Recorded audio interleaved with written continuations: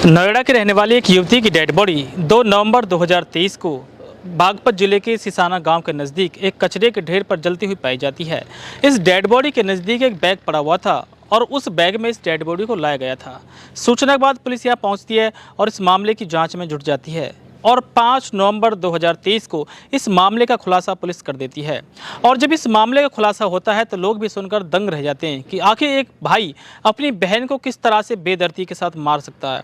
आखिर एक भाई एक छोटे से मसले के लिए अपनी बहन का इस तरह से कत्ल कर सकता है। क्या एक भाभी अपने गलतियों को छिपाने के लिए, अपने अवैध संबंधों को छिपाने के लिए अपनी ननद का खून करवा सकती है? दोस्तों कहते हैं कि अपना मारे तो छांव में डाले और दूसरा मारे तो धूप में डाले, लेकिन ये कहावत यहाँ पर पलट चुकी है। आदाब, नमस्कार, सत श्री अकाल दोस्तों, मैं मुस्तकीम खान और आप देख रहे हैं 6 PM। दोस्तों इस 6 PM पर रोजाना शाम 6 बजे हम एक सच्ची घटना के साथ आपके सामने आते हैं। अगर आप हमसे जुड़ना चाहते हैं तो इस चैनल को भी सब्सक्राइब करें और अगर फेसबुक पर देख रहे हैं तो इस पेज को लाइक कर दें। दोस्तों आज की सच्ची घटना उत्तर प्रदेश की है। उत्तर प्रदेश का नोएडा और नोएडा का थाना सेक्टर 39 और इस थाना सेक्टर 39 का एक गाँव है सदरपुर और इस सदरपुर गाँव में रहने वाला है मनीष चौहान। इस मनीष चौहान की बहन का नाम है मनीषा चौहान। मनीषा चौहान को लोग प्यार में मिनी भी बोलते हैं। इस मनीष चौहान की पत्नी का नाम है शिखा। ये शिखा हरियाणा के सोनीपत के रहने वाली है और कुछ वर्ष पहले ही शिखा की शादी मनीष चौहान से हुई है। अगर हम शिखा की बात करें तो शिखा जहां सोनीपत की रहने वाली है, शिखा के पड़ोस का एक लड़का है पवन। शिखा और पवन शादी से पहले आपस में प्यार करते थे, मतलब दोनों का आपस में प्रेम प्रसंग चल रहा था और दोनों साथ ही जीने मरने की कस्में भी खा चुके थे। लेकिन इस बात की जानकारी जब शिखा के परिवार को होती है तो शिखा का परिवार शिखा की शादी मनीष चौहान से कर देता है। हालांकि शादी से पहले शिखा पवन के साथ भागने की कई बार कोशिश करती है, लेकिन अपनी इस कोशिश में वो नाकाम हो जाती है। अब शिखा की शादी मनीष से हो जाती है, लेकिन दोनों का जो प्रेम प्रसंग था वो अभी बरकरार था। इधर शिखा नोएडा में अपने प्रेमी पवन से मिलने के लिए तड़पती रहती है, उधर पवन अपनी प्रेमिका शिखा से मिलने के लिए तड़पता रहता है। दोनों की किसी तरह से फ़ोन पर बात भी होती रहती है। ये मनीष चौहान नोएडा की एक निजी कंपनी में नौकरी करता है, जबकि मनीषा भी एक नोएडा की अलग कंपनी में नौकरी करती है।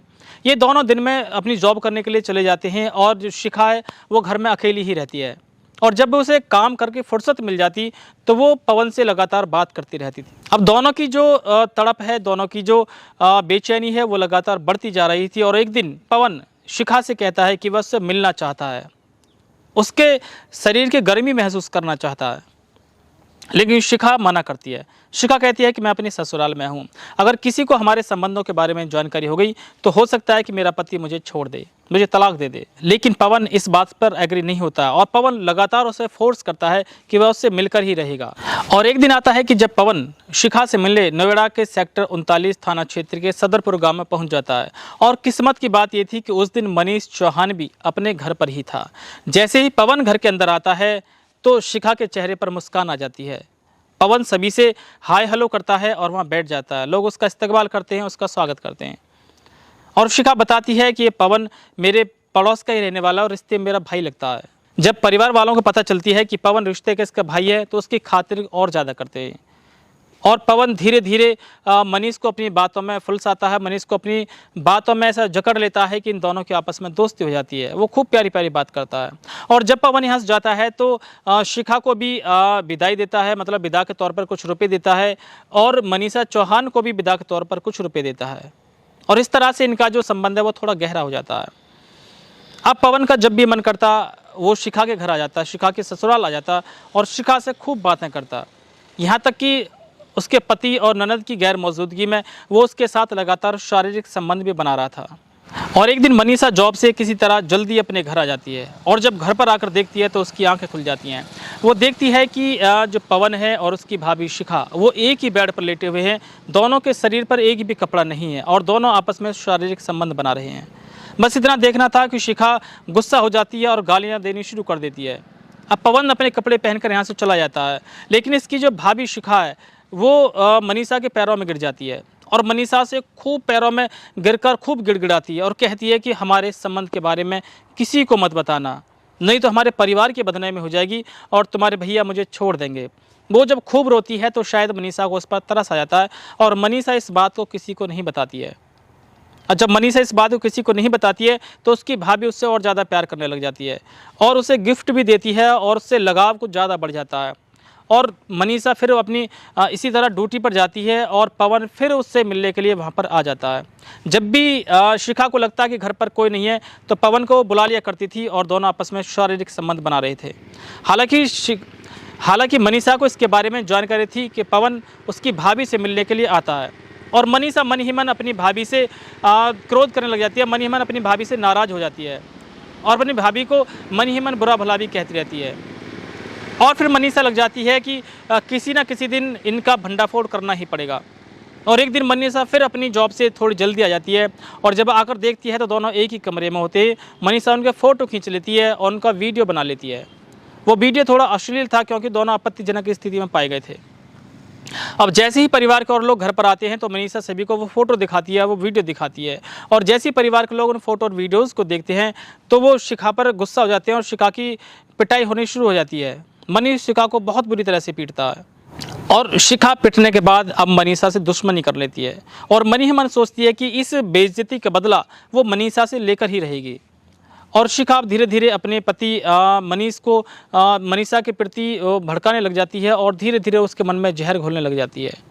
और मनीषा अब समझ चुकी थी कि उसका घर में रहना खतरे से खाली नहीं है और वो समझ चुकी थी कि उसके साथ इस घर में अब कुछ भी हो सकता है। तो वह घर से बाहर जाने का या कहीं और रहने का प्रोग्राम सेट करती है और ये सोचती है कि कहीं बाहर जाकर वो जॉब करेगी और बाहर जाकर अगर जॉब करेगी तो अपने भाई से वो प्रॉपर्टी में हिस्सा मांग लेती है और कहती है कि प्रॉपर्टी जो पिताजी की है उसमें मुझे भी हिस्सा चाहिए।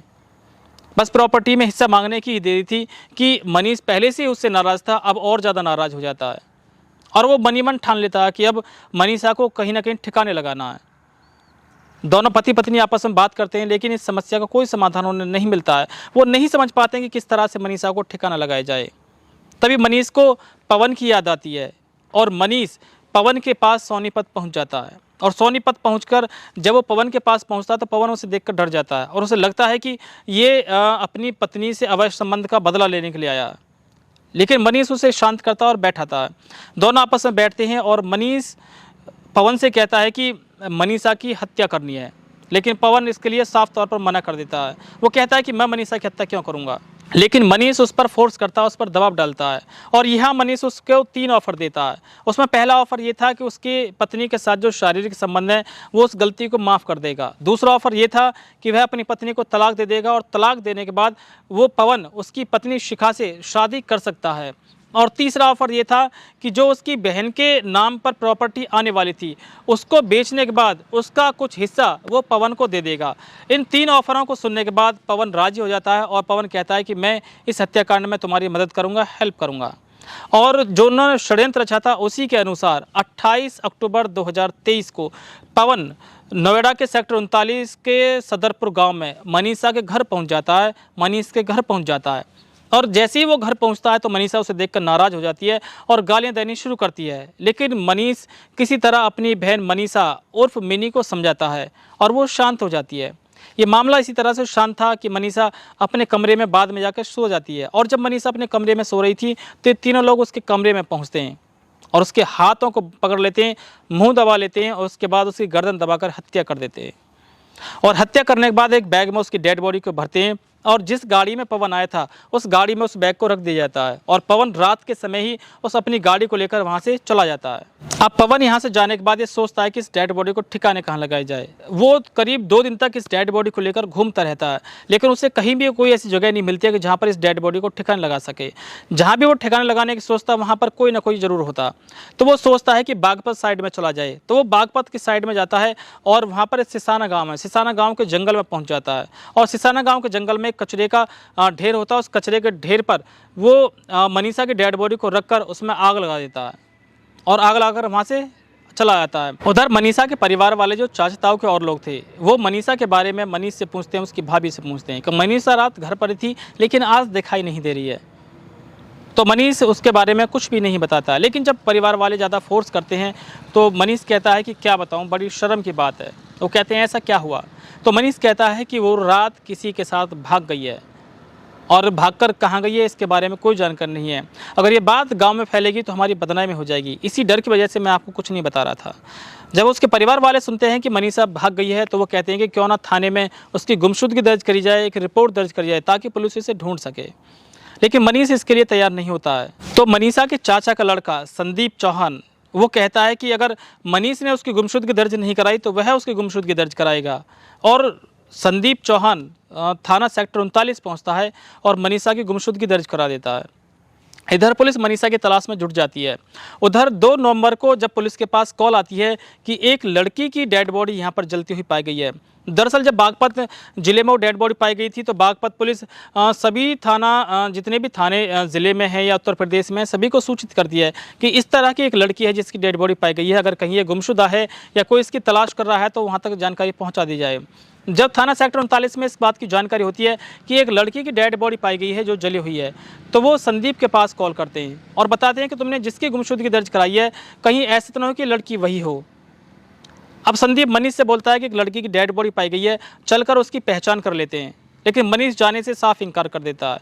जब मनीष जाने से साफ इनकार कर देता है तो संदीप खुद बागपत पहुंचता है और बागपत जाकर उस लड़की के पास जब पहुंचता है तो उसका जो चेहरा था वो पूरी तरह से जला हुआ था। चेहरे से उसकी कोई पहचान नहीं हो रही थी, लेकिन जो उसकी कदकाठी थी वो कदकाठी बिल्कुल मनीषा से हूबहू मिलती थी।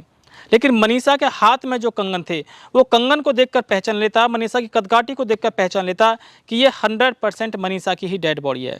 और वो उसकी पहचान कर देता, पुलिस को बता देता है कि ये उसकी चचेरी बहन मनीषा है। और जब उसकी डेड बॉडी की पहचान हो जाती है तो पुलिस का काम होता है कि इस मामले का खुलासा करना कि आखिर मनीषा नोएडा से चलकर यहाँ बागपत तक कैसे पहुँची। अब पुलिस इस मामले की जांच में जुट जाती है और पुलिस वहाँ जितने भी आसपास के सीसीटीवी कैमरा थे सभी की जांच करती है। तो उन सीसीटीवी कैमरा में एक गाड़ी सफ़ेद कलर की दिखाई देती है। वो गाड़ी हरियाणा नंबर है। और जब पुलिस इस संदिग्ध गाड़ी की तलाश करती है तो ये गाड़ी हरियाणा के सोनीपत से पुलिस बरामद कर लेती है। और ये गाड़ी किसी और की नहीं बल्कि पवन की ही गाड़ी थी। अब पुलिस गाड़ी के नंबर के आधार पर पवन को गिरफ्तार कर लेती है और पवन को गिरफ्तार करके जब पुलिस थाने लेकर आती है तो पवन से इस मामले में पूछताछ करती है। पहले तो पवन पुलिस को गुमराह करता है, लेकिन बाद में जब पुलिस सख्ती दिखाती है तो पवन तोते की तरह पूरी कहानी को उगल देता है, पूरे राज से पर्दा उठा देता है। और इसके बाद 5 नवंबर 2023 को जब पुलिस इस मामले का खुलासा करती है तो मनीषा का भाई मनीष, मनीषा की भाभी शिखा और पवन तीनों को गिरफ्तार करके जेल भेज देती है। दोस्तों, आज की सच्ची घटना को सुनाने का उद्देश्य आपको परेशान करना बिल्कुल भी नहीं है। केवल आपको बताना है, आपको सजग करना, आपको सतर्क करना, आपको जागरूक करना कि इस तरह की घटनाएं हमारे समाज में फैली हुई हैं। दोस्तों, इसी तरह की सच्ची घटना देखने के लिए, इस तरह की सच्ची घटना से पर्दा उठाने के लिए रोजाना शाम 6 बजे आप हमसे जुड़ सकते हैं। हमारे चैनल को अभी सब्सक्राइब करें, इस वीडियो को लाइक करें और अपने दोस्तों में ज़रूर शेयर करें।